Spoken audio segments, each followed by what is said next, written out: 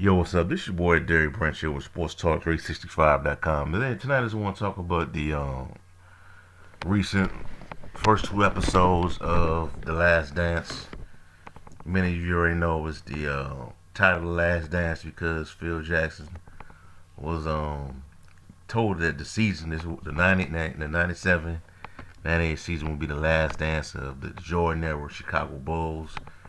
They won their sixth uh, world championship under Jordan, Michael Jordan, Sky Pippen, Dennis Rodman, Steve Kerr, many other great players with the Chicago Bulls at the time. Just doing my recap of the first two episodes of the series. I thought it was pretty well thought out, well planned, well written. Goes back to the origin of how the Jordan era Bulls started. Um, how Jordan's career got started off. Got the story about him being cut in high school. The way he grew up in Wilmington, North Carolina. The racism he dealt with. Many other things that he's experienced throughout his life.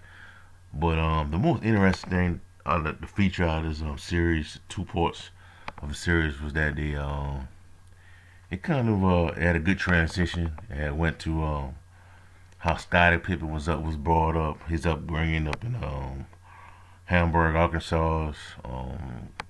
That was pretty interesting with what occurred, but from what I took away from it, and from what I see, is that Jerry Krause, the late Jerry Krause, was the man that was involved that ultimately decided the fate of the Chicago Bulls.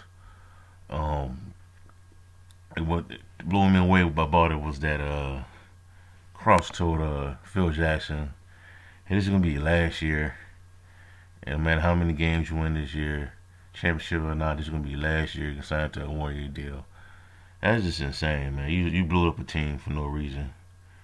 It's just crazy how that happened, man. And Scott Pippen was just underpaid throughout his career. You had guys like Ron Harper, Tony. I mean, nothing wrong with Ron Harper or anything like that, but solid player. But yeah, Ron Harper making more money than Scott Pippen. Lou Longley made a little more money than Scott Pippen, man. It's just pretty much an unfortunate situation for Scott Pippen. He was second leading scorer or second lead in all the major categories after Michael Jordan on that team. And it just kind of he just got a low ball offer. But I thought it was a good series so far. What I take away from it is that Jerry Krause was a scapegoat of what occurred in Chicago, but where was the ownership, man? Where was Jerry Reinsdorf? He could have easily stepped in and stopped Krause from what he was doing.